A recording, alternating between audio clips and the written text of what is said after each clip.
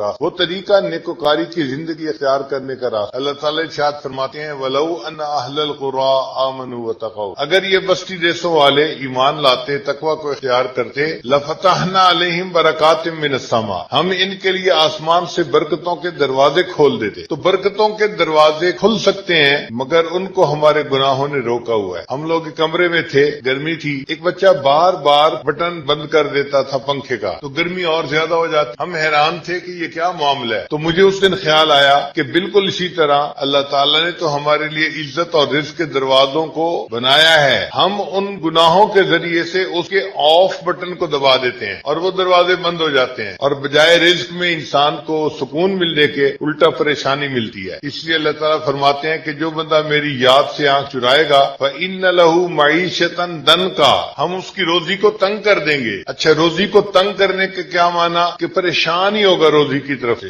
آپ دیکھیں یہ جو بڑے بڑے کاروباری لوگ ہوتے ہیں یہ الٹا اور پریشان ہوتے ہیں، کیا وہ جی 2 کنٹینر وہاں بھیجے تھے وہ رکے، 1 کنٹینر یہاں بھیجنا تھا رک گیا، فلاں کام ایسے نہیں ہوا، فلاں کام ایسے نہیں ہوا، ان کے پیسے پھنسے ہی رہتے ہیں، فلاں نے اتنے پیسے دینے تھے وہ دے نہیں رہا، تو پریشان ہی ہوتے ہیں پیسے کے پیچھے۔ اور کئی مرتبہ ایکسپینشن کے چکر میں شیطان ڈال دیتا ہے۔ اچھی بلی فیکٹری چلا رہے تھے، مزے کی زندگی گزار رہے تھے، ذہن میں خیال آیا ہم اس کی کیپیسٹی کو بڑھا لیں۔ اب کیپیسٹی بڑھانے کے لیے کبھی تو بینک سے لون لیا، کبھی لوگوں سے لون لیے، اب وہ لون ایسا ہوتا ہے کہ اس کو واپس پے نہیں کر سکتے تو پریشانی پیسہ ہے لیکن ساتھ پریشانی بھی ہے۔ پھر آپس میں بیٹھ کے باتیں کرتے ہیں جی کہ لیکوڈیٹی نہیں ہے ہمارے پاس، اس لیے پریشانی زیادہ ہو گئی ہے۔ پیسہ ہوتا ہے بینکوں میں ہوتا ہے، پیسہ ہوتا ہے کاغذوں میں ہوتا ہے، ہاتھ میں ان کے نہیں ہوتا۔ بس ان کی فیکٹریوں کی کیپیسٹیز بڑھتی جاتی ہیں اور وہ پریشان ہی ہوتے ہیں۔ اللہ ان کی معیشت کو تنگ کر دیتے ہیں اس طرح سے، ہر وقت پریشان۔ وہ طریقہ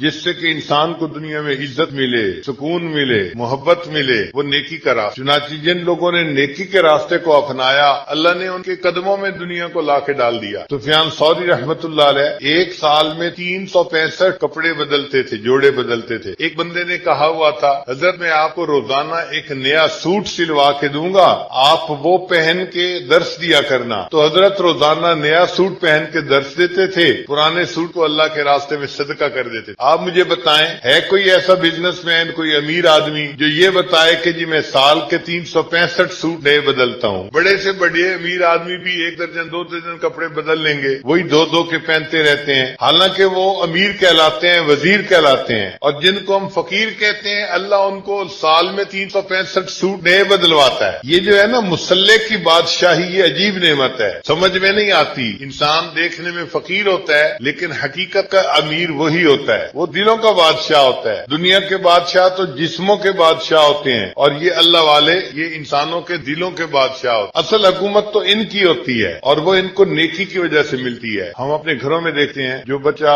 ماں باپ کی بات مانتا ہو، پڑھائی شوق سے کرتا ہو، ماں باپ کی عزتوں کا سبب بنتا ہو تو ماں باپ اس سے پیار کرتے ہیں۔ وہ بچہ کبھی فرمائش کرے کہ مجھے فلاں چیز چاہیے تو ماں باپ آدھی بات سنتے ہی اس کی بات کو پورا کر دیتے ہیں۔ اور جو بچہ ضدی ہو، بہانے باز ہو، کام چور ہو، ماں باپ کے دل دکھائے، وہ اگر کہتا بھی رہے کہ مجھے فلاں چاہیے تو ماں باپ سنی انسنی کر دیتے ہیں۔ بالکل اسی طرح جو بندہ اللہ کی فرمانبرداری کرتا ہے وہ دعا کے لیے ہاتھ اٹھاتے ہیں، اللہ اس کی مراد پوری فرما دیتے ہیں۔ اور جو انسان گناہوں بھری زندگی گزارتا ہے وہ پھر ہاتھ اٹھا کے جتنا مرضی دعائیں مانگتا رہے اللہ تعالیٰ اس کی دعاؤں کو سنا انسنا کر دیتے ہیں۔ تو جس نے نیکی کی اور نیکی کی زندگی کو اختیار کیا اللہ تعالیٰ اپنے خزانوں کے دروازے اس کے لیے کھول دیتے ہیں۔ اسی لیے کہا جاتا ہے کہ اللہ والوں کے ہاتھ اللہ تعالیٰ کی جیب میں ہوتے ہیں، اللہ والوں کے ہاتھ اللہ تعالیٰ کی جیب میں ہوتے ہیں، اللہ اپنے خزانوں کے دروازے ان کے لیے کھول دیتا ہے۔ حضرت مولانا قاسم نانوتوی رحمۃ اللہ مسجد کی فرما تھے، ایک بندہ آیا اور اس نے کچھ ہدیہ پیش کیا۔ حضرت کی عادت تھی کہ اگر کوئی بندہ سنت کی نیت سے ہدیہ پیش کرتا تھا تو لے لیتے تھے، اور اگر کوئی ان کو غریب سمجھ کے ہدیہ پیش کرتا تھا پھر نہیں لیتے تھے، استغنا تھا طبیعت کے اندر۔ اس نے کوئی بات ایسی کر دی کہ جس سے یہ فیل ہوتا تھا کہ وہ سمجھتا ہے کہ یہ بڑے محتاج ہیں اور فقیر ہیں، ضرورت مند ہیں اور میں ان کو یہ دے رہا ہوں۔ تو حضرت نے فرمایا نہیں میں آپ کا ہدیہ نہیں لوں گا۔ وہ بڑی محنت کرتا رہا، حضرت نے نہ کر دی، واپس گھر جانے لگا تو اللہ کی شان کہ جب وہ جوتوں والی جگہ پر پہنچا دروازے کے قریب اس نے حضرت نانوتوی رحمۃ اللہ کے جوتے پڑے ہوئے دیکھے۔ اس کے دل میں خیال آیا کہ میں تو ہدیہ لے کے آیا ہوں، حضرت قبول نہیں کرتے تو کیا کروں؟ اس نے وہ جو پیسے تھے چاندی کے سکے وہ حضرت کے جوتے کے اندر ڈال دیے۔ حضرت تھوڑی دیر کے بعد جب گھر تشریف لے جانے لگے تو آپ نے اپنے جوتے پہننے لگے تو پتہ چلا کہ جوتوں کے اندر تو پیسے پڑے ہوئے ہیں۔ نکالے تو یہ وہی پیسے تھے جو بندہ ہدیہ دیتا تھا اور حضرت نے اس کو نہ کر دی تھی۔ حضرت نانوتوی رحمۃ اللہ فرمانے لگے کہ دیکھو جو دنیا کو ٹھوکر لگاتا ہے اللہ تعالیٰ دنیا اس کے قدموں میں یوں لا کے ڈال دیتے ہیں، اس کے جوتوں میں لا کے ڈال دیتے ہیں۔ اگر ہم دنیا کے پیچھے بھاگیں گے تو دنیا کبھی ہمارے ہاتھ نہیں آئے گی، لیکن اگر ہم دنیا سے رخ پھیر کے اللہ کو اپنا مقصود بنائیں گے تو یہ دنیا خود بخود ہمارے پیچھے آتی جائے گی۔ اس لیے زندگی گزارنے کا بہترین طریقہ انسان نیکی کو اختیار کرے۔ اللہ تعالیٰ اس بندے کے کاموں کو سنوارتے ہیں، اس کے کاموں میں اس کی مدد فرماتے ہیں، لوگوں کے دل میں اس بندے کی محبت عزت ڈال دیتے ہیں۔ یہ زندگی کو اچھا گزارنے کا بہترین طریقہ ہے۔ کتنی عجیب بات ہے کہ خواہشات نفسانی کو توڑنے میں خواہشات پوری ہوتی ہیں۔ ظاہر میں انسان سمجھتا ہے جی مجھے تو خواہشات کے خلاف کرنا پڑے گا۔ ہاں ہمیں اپنی خواہشات کے خلاف کرنا پڑے گا، لیکن اللہ ہماری خواہشات کو پورا کر دیں گے۔ ہمارے مشائخ نے اس کو کہا ہے مقام تسخیر۔ مقام تسخیر، جب یہ کسی بندے کو مقام نصیب ہو جاتا ہے پھر اللہ تعالیٰ اس کے لیے عزتوں کے دروازے کھول دیتا ہے، رزق کے دروازے کھول دیتا ہے۔ حضرت مولانا زکریا رحمۃ اللہ علیہ دیکھنے میں ایک درویش آدمی تھے، مگر اتنے ان کو ہدیے ملتے تھے کہ ان کے دسترخوان پہ کئی ہزار آدمی ایک ایک وقت کھانا کھایا کرتے تھے۔ چنانچہ وہ جب نبی علیہ السلام کی خدمت میں سلام پڑھنے کے لیے حاضر ہوتے تھے تو 2000، 5000، 10,000 ریال پہلے صدقہ کرتے تھے، پھر سلام کے لیے حاضر ہوتے تھے۔ اور جب کبھی بیرون ملک سے چکر لگا کے واپس جاتے تھے سلام کے لیے تو سلام پڑھنے سے پہلے 50,000 ریال صدقہ کرتے تھے غریبوں میں، پھر سلام کے لیے جاتے تھے۔ آج آپ بتائیں کون امیر آدمی ہے کہ جس کے پاس اتنا مال ہو کہ وہ 50,000 صدقہ کرے اور پھر نبی اسلام کی خدمت میں سلام کے لیے حاضر ہو؟ اللہ تعالیٰ یوں راستے کھول دیتے ہیں۔ حضرت انس رضی اللہ عنہ فرماتے ہیں کہ اللہ تعالیٰ نے صحابہ کرام پر مال کے دروازے اتنے کھول دیے تھے کہ جب مال غنیمت آتا تھا اور سونے چاندی کا ڈھیر لگتا تھا اس ڈھیر کے پیچھے لوگ کھڑے ہوئے نظر نہیں آتے تھے، چھپ جایا کرتے تھے۔ اب بتائیں کہ وہ کتنا بڑا ڈھیر ہوگا کہ جس کے پیچھے کھڑا ہوا بندہ چھپ جائے۔ چنانچہ حضرت عمر رضی اللہ عنہ کے دسترخوان پر ایک وقت میں 60,000 لوگ کھانا کھایا کرتے تھے۔ آپ بتائیں یہاں کے تو امیر لوگوں کے شادیوں پہ 60,000 بندے کھانا نہیں کھاتے، حالانکہ وہ تو زندگی میں ایک آدھ مرتبہ شادی کا بچوں کا معاملہ پیش آتا ہے۔ حضرت عمر رضی اللہ عنہ کے دسترخوان پہ روزانہ 60,000 بندے کھانا کھاتے تھے۔ یہ دولت اللہ نے کہاں سے دی تھی؟ رزق کی برکت اللہ نے کہا۔ ایک بدو تھا عام سا آدمی، اس کے دسترخوان پہ ہر روز 4 اونٹ ذبح ہوتے تھے۔ آپ بتائیں مجھے کوئی امیر بندہ ہے کہ جس کے گھر میں 4 بکرے روزانہ ذبح ہوتے ہوں؟ کروڑوں پتی بندے کے گھر کے اندر یہ کیفیت نہیں ہے کہ 4 بکرے روزانہ ذبح ہوں، اتنے مہمان ہوں۔ اور وہ ایک بدو تھا اور اس کے دسترخوان پر 4 اونٹ روزانہ ذبح ہوتے تھے۔ اتنے لوگ تو اس کے دسترخوان پہ کھانا کھاتے۔ تو صحابہ رضی اللہ عنہم نے دنیا سے منہ موڑا اور اپنے رب کو منایا، اللہ نے دنیا ان کے قدموں میں لا کے ڈال دی۔ حضرت عمر رضی اللہ عنہ نے حضرت معاذ رضی اللہ عنہ کو ایک مرتبہ 2 لاکھ درہم ہدیہ بھیجے۔ انہوں نے ایک رات میں سارے کے سارے اللہ کے راستے میں صدقہ کر دیے، 2 لاکھ درہم۔ سیدہ عائشہ صدیقہ رضی اللہ عنہا کو 50,000 درہم بھیجے۔ انہوں نے اسی وقت مدینہ کی بیواؤں کو بلوا لیا اور صدقہ کر دیے سب پیسے۔ باندھی آئی کہ جی آپ روزے سے ہیں اور افطاری کے لیے کوئی چیز نہیں ہے۔ فرمانے لگی تو مجھے پہلے بتا دیتی، میں نے تو اب سب صدقہ کر دیا، میرے پاس تو افطاری کے لیے اب کچھ بھی نہیں بچا۔ حضرت عمر رضی اللہ عنہ نے سودا رضی اللہ تعالی عنہا کو 50,000 درہم بھیجے جو ان کا حصہ بنا تھا۔ جیسے ہی مال ان کے پاس آیا انہوں نے اسی وقت سارے کے سارے جو ہے اللہ کے راستے میں تقسیم کر دیے۔ جب پورا مال تقسیم ہو گیا تو انہوں نے 2 رکعت نفل پڑھے اور نفل پڑھ کے دعا مانگی، اے اللہ امیر المومنین عمر بن الخطاب کو توفیق ہی نہ دے کہ وہ آئندہ مجھے پیسے بھیجا کریں، اے اللہ ان کو توفیق ہی نہ دے کہ وہ مجھے پیسے بھیجیں۔ تو اس راستے پہ اللہ تعالیٰ دنیا قدموں میں لا کے ڈال دیتے ہیں۔ ہمارے حضرت مرشد عالم رحمۃ اللہ علیہ کے اللہ تعالیٰ نے اس طرح دنیا کے دروازے کھول دیے تھے۔ اگر وہ چاہتے کہ میں مسجد کی دیوار ایسے بناؤں کہ 1 اینٹ سونے کی ہو اور 1 اینٹ چاندی کی ہو، مجھے پکا یقین تھا کہ حضرت ایسی مسجد بھی بنا جاتے۔ لا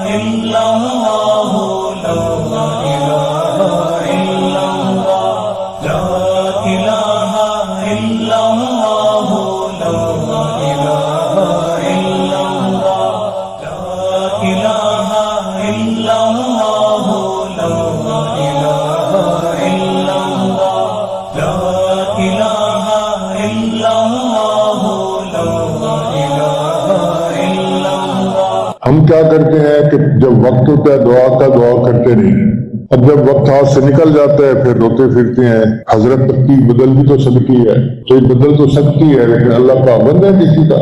مانگو جب اللہ فرماتے ہیں مجھ سے مانگو میرے بندو میں تو دینے کے لیے تیار ہوں۔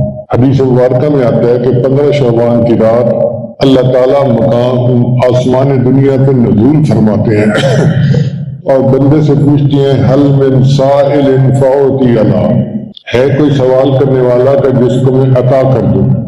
جب اللہ خود پوچھ رہے ہیں کہ ہے کوئی مانگنے والا تو ہم کیوں سوتے ہیں، کیوں غفلت میں رہتے ہیں؟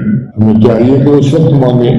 لہذا آئندہ سال کتنے لوگوں کی موت آئے گی، کتنے لوگوں کو رزق ملے گا، کتنا ملے گا، صحت ہوگی، بیماری ہوگی، عزت ہوگی، ذلت ہوگی، یہ سب کے فیصلے آج کی رات ہونا شروع ہو جائیں گے۔ حدیث مبارکہ میں ہے نبی علیہ السلام نے فرمایا ان الرزق لیطلب العبد کما یطلب اجلہ، رزق انسان کو اس طرح ڈھونڈتا ہے جس طرح انسان کو موت ڈھونڈتی ہے، مگر رزق تیز رفتار ہے، پہلے پہنچ جاتا ہے، موت بعد میں پہنچتی ہے۔ آج کے دور میں انسان تنگدستی سے جتنا ڈرتا ہے اگر اتنا خدا سے ڈرے تو یہ اللہ کا ولی بن جائے۔ عجیب بات ہے کہ آج کے دور میں زیادہ کھا کر مرنے والوں کی تعداد زیادہ ہے۔ شوگر کس کو ہوتی ہے؟ زیادہ چینی کھانے سے۔ بلڈ پریشر کس کو ہوتا ہے؟ زیادہ نمک کھانے سے۔ دل کی بیماریاں کس کو ہوتی ہیں؟ زیادہ چربی والی غذائیں کھانے۔ تو زیادہ کھانے والوں کی تعداد زیادہ ہے، پھر بھی ہم رزق کے پیچھے بھاگتے پھرتے ہیں، جبکہ اللہ نے ہمارے رزق کا فیصلہ فرما دیا۔ ایک زمانہ تھا کہ مانگنے والا جو فقیر تھا نا وہ روٹی کے لیے پیسے مانگتا تھا، پھر ایک وقت آیا کہ جب اس کو روٹی دی جاتی کہتے جی مجھے روٹی نہیں چاہیے، مجھے سگریٹ کے لیے پیسہ چاہیے۔ اب اس کو سگریٹ کے لیے پیسے دیتے ہیں تو کہتے نہیں مجھے تو ایزی لوڈ کے لیے پیسے چاہیے۔ یہ نیا زمانہ آ گیا ہے۔ روٹی کو اتنی میں اہمیت کبھی بھی حاصل نہیں کی جتنی آج کے دور میں ہے، اور یہ انسان کی اللہ سے دوری کا سبب بن گئی ہے۔ مال کمانے کی ایک دوڑ لگی ہوئی ہے۔ عورت حسین ہو تو کہتے ہیں جی بڑی خوش نصیب ہے، مرد دولت مند ہو تو کہتے ہیں جی بڑا خوش نصیب ہے۔ حرام اور حلال کی تمیز ہی ختم ہو گئی ہے۔ شریعت نے کسب حلال کو عبادت کا درجہ دیا ہے۔ ایک صحابی نے نبی علیہ السلام سے مسافہ کیا، اس کے حال کافی سخت تھے چونکہ وہ پتھر توڑتا تھا، تو نبی علیہ السلام نے مسافہ کرنے کے بعد پوچھا تیرے ہاتھ کیوں ہیں؟ اس نے بتایا جی کہ مزدوری کرتا ہوں۔ فرمایا القاسب حبیب اللہ، ہاتھ سے کسب کرنے والا تو اللہ کا دوست ہوتا ہے۔ تو محبوب صلی اللہ علیہ وسلم نے کسب حلال کو اللہ کی دوستی کا ذریعہ بتایا۔ شریعت نے اعتدال کا وقت سکھایا ہے کہ نہ تو دین میں لگ کے دنیا کو چھوڑ دو اور نہ دین کو چھوڑ کر دنیا میں چلے جاؤ۔ ایک ہوتی ہے رہبانیت، ایک ہوتی ہے اباہیت۔ رہبانیت کہتے ہیں سب کچھ چھوڑ چھاڑ کے الگ ہو جانا، اباہیت کہتے ہیں کہ روٹی کپڑا اور مکان کو مقصد زندگی بنا لینا۔ آج مال کی وجہ سے لوگوں کی عزت کی جاتی ہے۔ امیر آدمی اگر بیوقوفی کرے تو کہتے ہیں جی بھولے بادشاہ ہیں، اور غریب آدمی بیوقوفی کرے کہتے ہیں بڑا بیوقوف ہے۔ یہ ذہن میں رکھیں کہ پیٹ کا مسئلہ موت تک کی نہیں، موت کے بعد تک بھی ہے۔ چنانچہ کچھ لوگ ہوں گے جہنم میں جن کو زکوم کھلایا جائے گا، جن کو پیپ پلائی جائے گی، جن کو گرم پانی پلایا جائے گا۔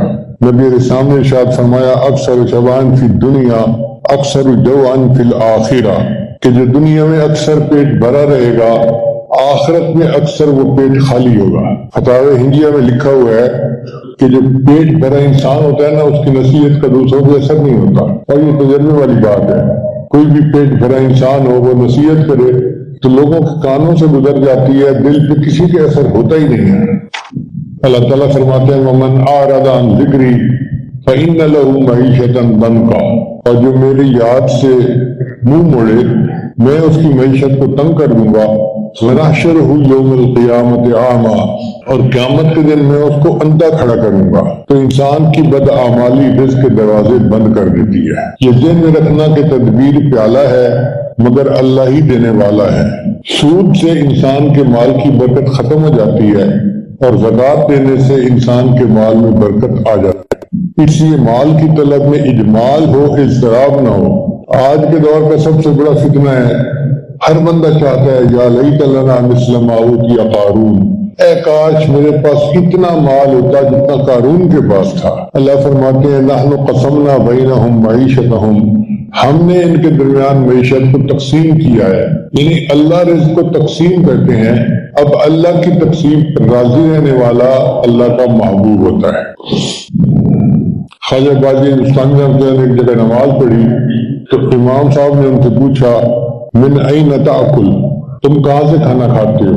انہوں نے جواب میں کہا اصبر حتی اعید الصلاۃ، صبر کر حتیٰ کہ میں نماز دوہرا لوں، التی صلیت خلفک، جو میں نے تمہارے پیچھے پڑھی، حیث شککت فی رازق المخلوقین، اس لیے کہ تو نے مخلوق کے رازق کے بارے میں شک کیا ہے۔ بازیر سامنے کا یقین اتنا بنا، فرمایا کرتے تھے اگر زمین تانبے کی بنا دی جائے اور آسمان سے ایک قطرہ بھی پانی نہ گرے اور ساری مخلوق کو میرا عیال بنا دیا جائے تو مجھے ان کی پرواہ نہیں، اللہ ان کو رزق کھلائے گا۔ تو بنو کو ایک نشئی تھا، کسی نے کہا تمہیں پتہ ہے آٹا مہنگا ہو گیا ہے؟ کہتا جی مہنگا کیا ہے تو اپنے لیے کیا، ہمیں تو پکی پکائی نہیں ہے اس میں۔ تو بات ایسی ہے کہ اللہ تعالیٰ تو ہمیں پکی پکائی ہی دیتا ہے۔ علماء نے لکھا ہے کہ رزق کی 16 کنجیاں ہیں جن سے انسان کا رزق بڑھتا ہے۔ یہ بات غور سے سننے والی ہے۔ پہلا، نماز کا اہتمام۔ اللہ فرماتے ہیں وَأْمُرْ أَهْلَكَ بِالصَّلَاةِ وَاسْتَبِرْ عَلَيْهَا لَا نَسْأَلُكَ رِزْقًا نَحْنُ نَرْزُقُكَ، تم اپنے اہل خانہ کو نماز کی حکم دو اور اس پر جمے رہو، ہم تم سے رزق نہیں کمانا چاہتے، رزق تو تمہیں ہم دیں گے۔ یعنی نماز کی پابندی سے رزق ملتا ہے۔ اور آج نمازوں میں ہی جو ہے ہم گڑبڑ کرتے ہیں، فجر کی نماز قضا، عشاء کی نماز قضا، عورتیں اسی سوچ میں رہتی ہیں میں مہمانوں کو چائے دے کے ابھی نماز پڑھتی ہوں، میں ابھی صفائی کر لوں نماز پڑھتی ہوں، اور شیطان نماز قضا کروا دیتا ہے۔ اس لیے بہتر یہ ہے کہ انسان باوضو رہے اور جیسے ہی وقت ہو جائے فوراً نماز پڑھے تاکہ حکم ادا ہو جائے۔ دوسری رزق کی کنجی ہے استغفار۔ اللہ فرماتے ہیں فَقُلْتُ اسْتَغْفِرُوا رَبَّكُمْ إِنَّهُ كَانَ غَفَّارًا۔ امام قرطبی رحمۃ اللہ نے لکھا ہے کہ گناہوں کی معافی مانگنے سے بارش ملتی ہے اور انسان کا رزق وسیع ہوتا ہے۔ حدیث مبارکہ میں ہے کہ نبی رسول نے فرمایا من اکثر من الاستغفار جعل اللہ له من كل هم فرجا ومن كل ضیق مخرجا ویرزقه من حیث لا یحتسب، جو استغفار کی کثرت کرتا ہے اللہ تعالیٰ ہر پریشانی سے اس کو بچاتے ہیں اور ہر تنگی سے اس کا راستہ نکال دیتے ہیں اور رزق دیتے ہیں جہاں سے اس کو اندازہ بھی نہیں ہوتا۔ رزق کی تیسری کنجی ہے انفاق فی سبیل اللہ، اللہ کے راستے میں خرچ کرنا۔ جو بندہ اللہ کے راستے میں خرچ کرتا ہے اللہ اس کے رزق میں برکت دے دیتا ہے۔ خرچ کرنے سے مال گھٹتا نہیں بڑھتا ہے۔ چنانچہ اللہ فرماتے ہیں وما انفقتم من شیء فهو یخلفہ، تم اللہ کے راستے میں جو خرچ کرو گے اس کا بدلہ تمہیں ضرور ملے گا۔ وما تنفقوا من خیر یوفى الیکم، تم جو اللہ کے راستے میں خرچ کرو گے تمہیں اس میں سے اس کا حصہ واپس ملے گا۔ اسی فرمایا انفق ینفق علیک، تم خرچ کرو تو تمہارے اوپر خرچ کیا جائے گا۔ نفق کہتے ہیں سرنگ کو، سرنگ میں اگر پہلی گاڑی نکل جائے تو دوسری اندر آ جاتی ہے، اگر پہلی اٹکی رہے تو دوسری اندر داخل نہیں ہو سکتی۔ اسی طرح انسان اللہ کے راستے میں خرچ کرتا ہے تو اللہ تعالیٰ مزید رزق کو عطا فرما دیتا ہے۔ عبداللہ بن عمر فرمایا کرتے تھے ان للہ اقواما اختصهم بالنعم لمنافع العباد، اللہ نے کچھ بندوں کو اس لیے پیدا کیا ہوتا ہے کہ ان کے ذریعے سے اپنے بندوں کو نفع عطا فرماتا ہے۔ چنانچہ جن کو پیسے ملے اور وہ اس کو اللہ کے راستے میں خرچ نہ کریں اللہ ان کے رزق کو تنگ کر دیتے ہیں۔ آپ خود غور کریں، اگر کسی ڈاکیے کو ڈاک دی جائے کہ بھئی پہنچاؤ اور وہ نہ پہنچائے تو ڈاکیا بدل دیا جاتا ہے۔ اسی طرح جو لوگ اللہ کے راستے میں خرچ نہیں کرتے اللہ تعالیٰ ان سے رزق لے لیتے ہیں، پھر آ کے کہتے ہیں حضرت ایک وقت تھا مٹی کو ہاتھ لگاتے تھے سونا بن جاتی تھی، آج تو سونے کو ہاتھ لگاتے ہیں تو مٹی بن جاتی ہے۔ پھر جب وقت تھا اگر تم اس وقت رزق کی قدر کرتے اللہ کے راستے میں خرچ کرتے تو اللہ تمہیں دیتے رہتے، اب تم نے دینا بند کر دیا تو اللہ نے تمہیں بھی دینا بند کر دیا۔ مشہور بات ہے کہ رابعہ بصری کے پاس مہمان آئے، عشاء کا وقت ہو چکا تھا، سب انتظار میں تھے کہ مہمانوں کو کھانا پیش کیا جائے۔ دروازے پہ دستک ہوئی تو انہوں نے اپنی باندی سے کہا کہ دیکھو کون آیا ہے. انہوں نے کوئی بندہ آیا ہے اور وہ روٹیاں لے کے آیا ہے. کتنی روٹیاں؟ 9 روٹیاں. کہنے لگی نہیں یہ میری نہیں ہے، اس کو چلا جائے. اب جب وہ چلا گیا تو پھر کافی دیر ہو گئی. اب مہمان اور پریشان کہ اتنی رات ہو گئی، پتہ نہیں کچھ ملے گا بھی صحیح یا نہیں. چنانچہ پھر دروازہ کھٹکا. پھر باندھی گئی، آ کے بتایا جی 9 روٹیاں لایا ہے. ان کا نہیں، میرا حصہ نہیں. تو اس پر باندھی نے پوچھا کہ آپ کیوں نہیں قبول کر رہے 9 روٹیاں؟ ان کا اس لیے کہ میرے پاس 1 روٹی صبح تھی، ایک سائل آیا تھا اور میں نے اس کو دے دی تھی. اب اللہ کا وعدہ ہے کہ 1 کے بدلے 10 دینی ہے، تو یہ 10 روٹیاں ہیں. اس نے کہا جی معاف کر دیں، روٹیاں 10 ہی تھیں، 1 میں نے اپنے لیے رکھ لی تھی. تو اللہ 1 کے بدلے 10 اسی دنیا میں دیتا ہے. ہمارے یہاں ایک گاؤں میں ایک عورت تھی، اس کو رابعہ بصری کی بہن کہتے تھے، حاتم طائی کی بہن کہتے تھے، کیونکہ وہ بہت ہی سخی عورت تھی. اس کا گاؤں جو تھا نا وہ سڑک کے بالکل قریب تھا. اب لوگ دور سے چل کے آتے اور سڑک پہ کھڑے ہو کے بس کا انتظار کرتے. کبھی دیر سے ہوئے تو ان کو سڑک پہ رات بھی ہو جاتی تو پریشانی ہوتی. اس نے یہ محسوس کیا تو اس نے ایک کمرہ بنا دیا کہ بھئی جو مہمان آئے گا نا وہ یہاں کھڑا ہوگا اور اس کو ہم جو ہے وہ کچھ نہ کچھ کھلا پلا دیں گے. اب جب مفت کا کھانا ملتا تھا تو یار لوگ پروگرام ہی ایسے بناتے کہ جی ہم چاہیں گے اور رات کو وہاں پر ٹھہریں گے، رات کا کھانا کھائیں گے، صبح آگے جائیں گے. چنانچہ مجمع لگنا شروع ہو گیا. اب خیر خواہ تو ہر جگہ لوگ ہوتے ہیں.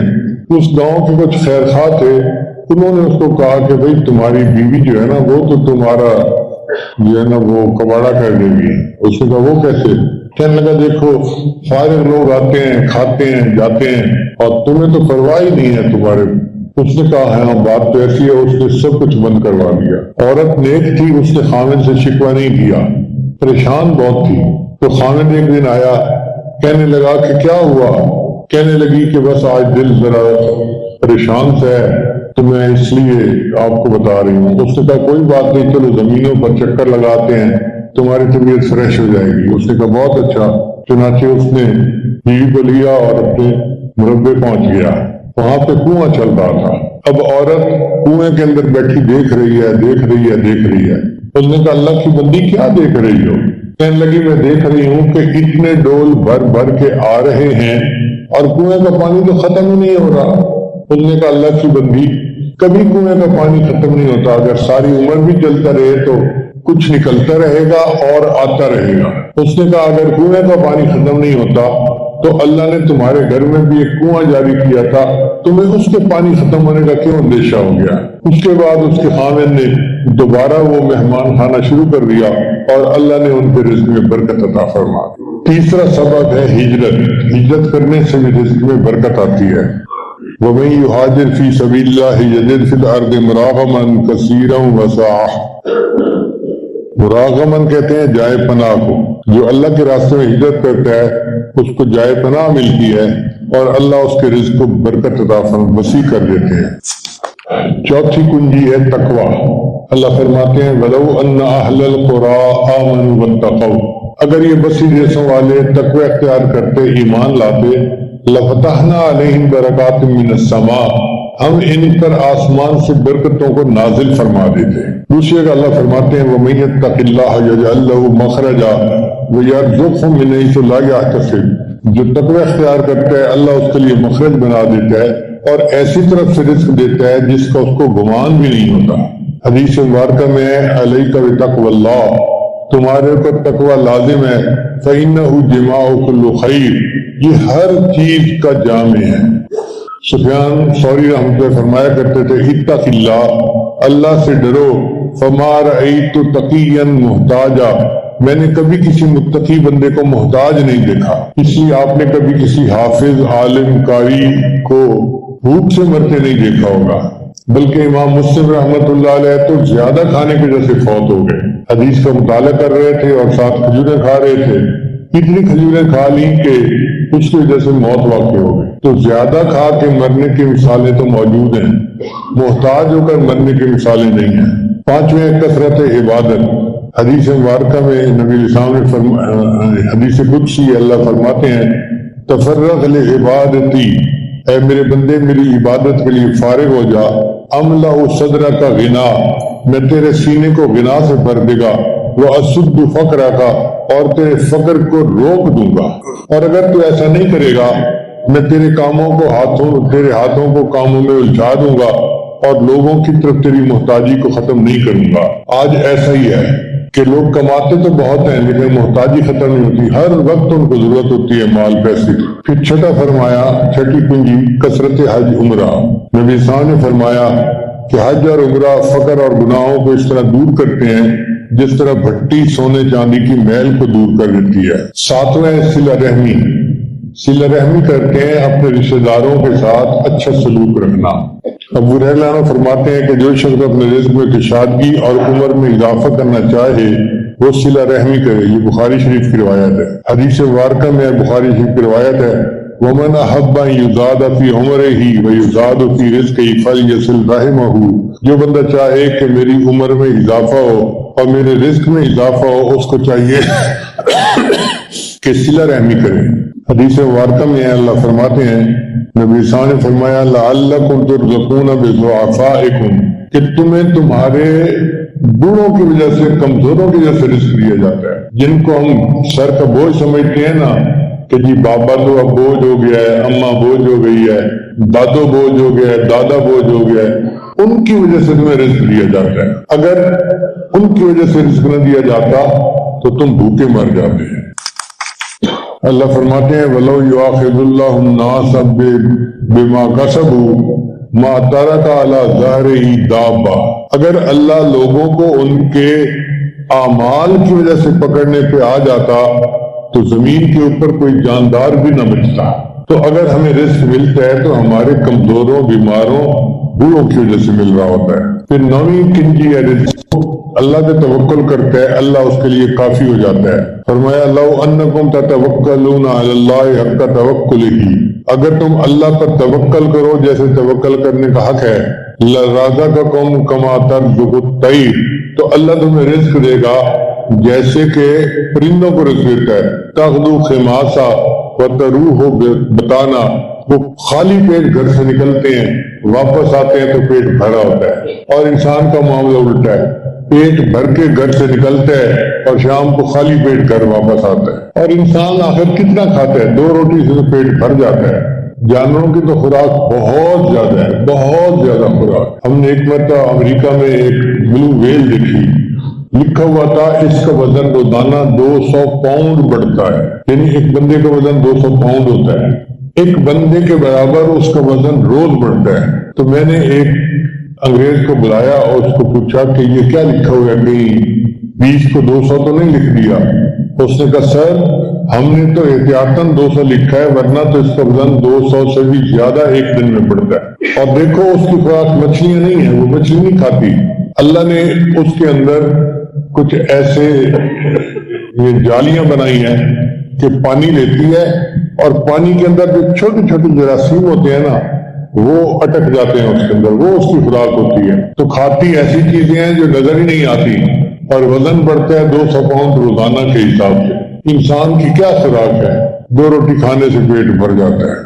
10واں رزق کی کنجی ہے شکر ادا کرنا. اللہ فرماتے ہیں لئن شکرتم لأزیدنکم. اگر تم شکر ادا کرو گے تو ہم اپنی نعمتیں تم پر اور زیادہ فرمائیں گے. اس امت میں ایک بزرگ گزرے ہیں ابن عطا اسکندری رحمت اللہ علیہ.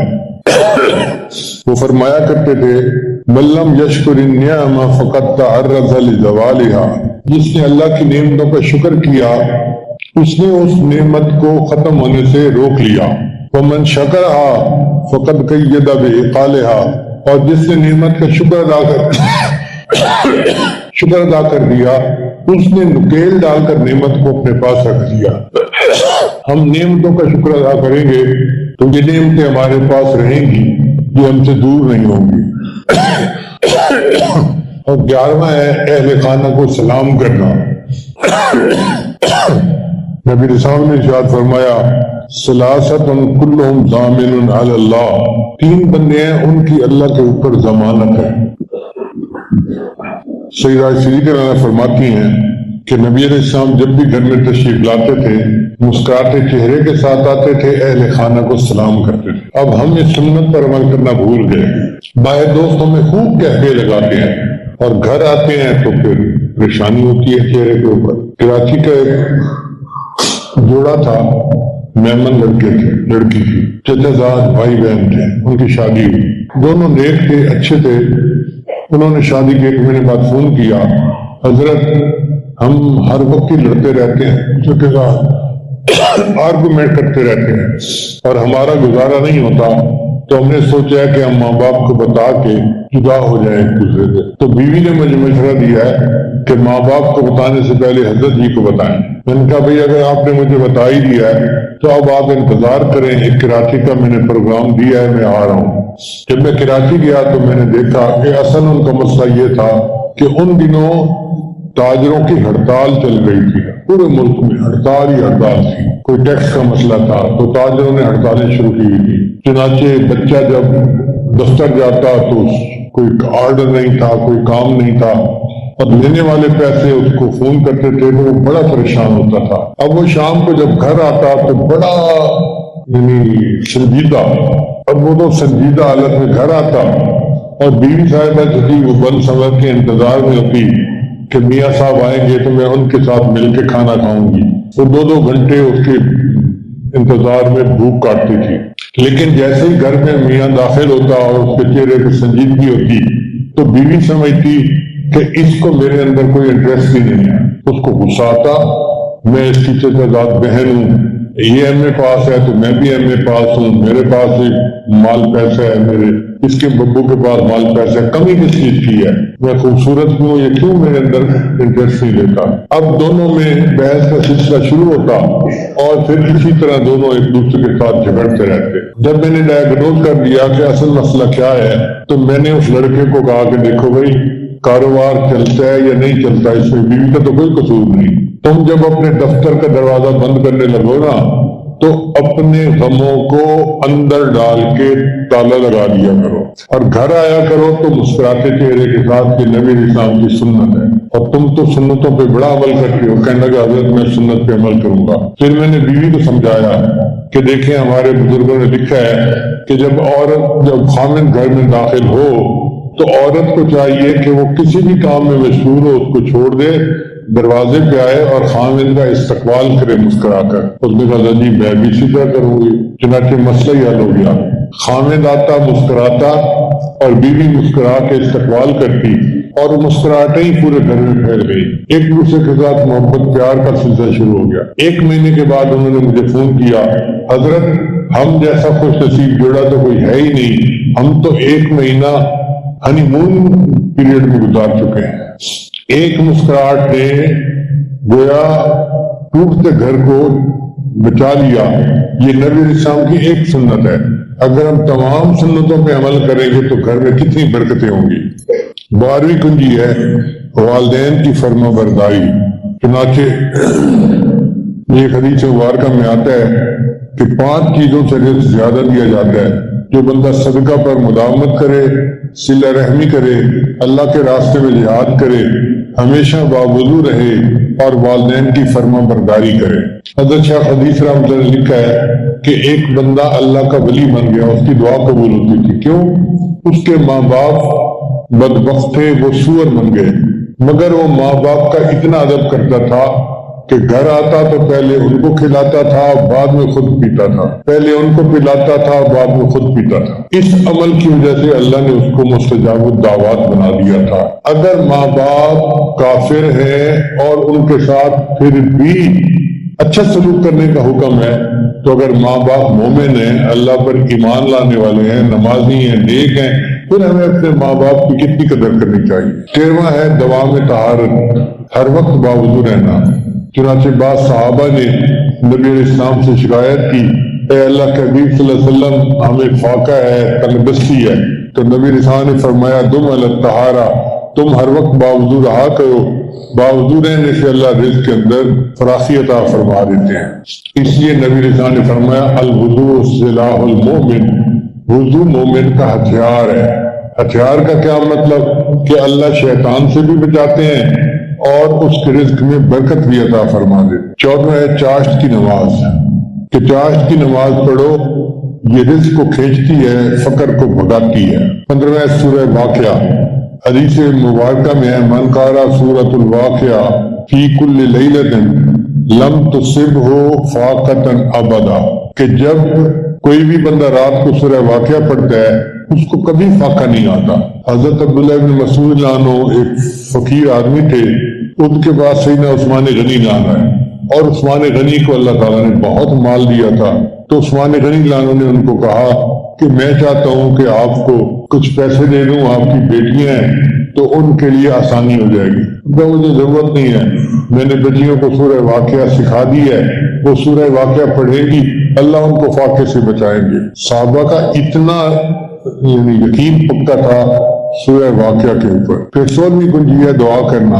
ایک صحابی نے نبی علیہ السلام کے سامنے قرضے کی شکایت کی تو نبی علیہ السلام نے دعا سکھائی، اللہم انی اعوذ بک من الہم والحزن واعوذ بک من العجز والکسل واعوذ بک من الجبن والبخل واعوذ بک من غلبۃ الدین وقہر الرجال۔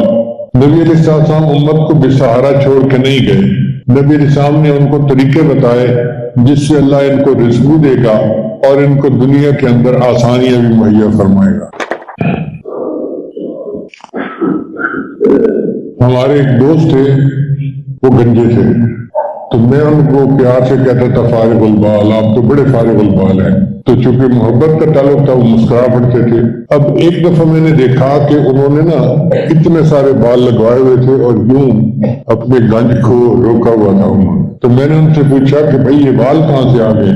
کہنے لگے ٹرانسپلانٹ کروائے ہیں۔ میں نے کہا تم کروڑوں پتی بندے ہو، اگر لگوانے تھے تو سارے بال لگوا دیتے۔ کہنے لگے حضرت ایک بال کا $1 دیا ہے اور یہ $10,000 دے کر میں نے 10,000 بال لگوائے ہیں۔ تو میں حیران ہو گیا، اگر اتنے سے بال 10,000 بنتے ہیں تو پھر ایک بندے کے سر کے اوپر تو لاکھوں بال ہوں گے۔ اب اگر ایک بندے کے سر کے اوپر لاکھوں بال ہیں تو ایک بکری کے اوپر کتنے بال ہوں گے؟ آپ اندازہ لگا سکتے ہیں، میرا خیال ہے کروڑوں کے حساب سے بال ہوں گے۔ نبی علیہ السلام نے ایک قبیلے کا نام لیا، اس کا نام تھا قبیلہ کلب، بنی کلب۔ بنی کلب جو ہے نا، یہ بکریاں پالنے میں بڑے مشہور تھے، ہر گھر والے بکریاں پالتے تھے۔ ان کی بکریاں اتنی تھیں کہ 2 پہاڑوں کے درمیان کی جگہ کو بھر دیتی تھی۔ محدثین نے لکھا ہے کہ 2 پہاڑوں کے درمیان 12 کلومیٹر کا فاصلہ تھا۔ اب آپ اندازہ لگائیں کہ جو بکریاں 12 کلومیٹر میں پوری آتی ہیں ان کے جسم پر کتنے بال ہوں گے؟ اس کے معنی اربوں خربوں بال ہوں گے، بھیڑ بکریوں کے بالوں کے برابر۔ اللہ تعالیٰ آج کی رات بنی کلب کی بھیڑوں بکریوں کے بالوں کے برابر جہنمی جہنم سے بری فرماتے ہیں۔ اس لیے آج کی رات بہت اہم ہے کہ ہم اپنے گناہوں کی معافی مانگیں اور اللہ تعالیٰ سے فریاد کریں کہ اللہ آج رات جب اربوں خربوں لوگ بخشے جائیں گے، تیری ایک نگاہ کی بات ہے، میری زندگی کا سوال ہے، اے اللہ مہربانی فرما دینا، ہمارے گناہوں کو بھی معاف فرما دینا۔ چند باتیں ایسی ہیں اگر وہ عورت کرے تو علماء نے لکھا ہے کہ وہ سیدھی جہنم میں جائے گی۔ وہ باتیں کون سی ہیں؟ آپ دیکھیں اکثر عورتیں یہ فکریں بولتی ہیں۔ سب سے پہلی بات، خامد کو کہتی ہیں تم کسی کام کے نہیں ہو، یہ تو عام سا فکر ہے۔ پھر دوسری بات، تمہیں تو عقل ہی نہیں ہے۔ تیسری بات، میں اپنے گھر میں زیادہ خوش تھی، تمہارے پاس آ کے تو میں پریشان ہو گئی ہوں۔ اور چوتھی بات، میری زندگی کی سب سے بڑی غلطی تمہارے ساتھ نکاح کرنا تھا۔ یہ 4 فکرے ایسے ہیں کہ جن کو بولنے سے عورت جہنم میں جائے گی، اس کو اللہ تعالیٰ اپنی رحمت سے محروم فرما دیں گے۔ تو آج کی رات اس قسم کی غلطیوں کی معافی مانگنے کی رات ہے، اپنے گناہوں سے سچی توبہ کرنے کی رات ہے۔ دعا ہے کہ اللہ تعالیٰ ہماری سب غلطیوں کو معاف فرمائے اور ہمیں اپنے مقبول بندوں میں شامل فرمائے۔ وآخر دعوانا ان الحمد للہ رب العالمین۔ بہت سارے لوگوں نے پیغام بھجوائے ہیں کہ ہم بیت کی نیت سے آئے ہیں تو ہمیں بیت کے کلمات پڑھا دیجیے، تو اس وقت بیت کے کلمات پڑھائے جائیں گے۔ جتنے مرد اور عورتیں سن رہے ہیں سب ان کلمات کو سچے دل کے ساتھ پیچھے پیچھے پڑھیں۔ بسم اللہ الرحمن الرحیم، لا الہ الا اللہ محمد الرسول اللہ، آمنت باللہ و ملائکتہ وكتبه ورسله واليوم الآخر والقدر خيره وشره من الله تعالى والبعث بعد الموت آمنت بالله كما هو بأسمائه وصفاته وقبلت جميع أحكامه إقرار باللسان وتصديق بالقلب أشهد أن لا إله إلا الله وأشهد أن محمدا عبده ورسوله أستغفر الله ربي من كل ذنب وأتوب إليه برحمتك يا أرحم الراحمين. ان کلمات کو پڑھنے سے ہم تو بتائے ہو چکے ہیں، چند معمولات ہیں جن کو باقاعدگی سے کریں گے تو اللہ تعالیٰ دل کو منور کریں گے. ان میں پہلا عمل ہے 100 مرتبہ استغفار پڑھنا، استغفر اللہ ربی من کل ذنب واتوب الیہ. دوسرا ہے 100 مرتبہ درود شریف پڑھنا.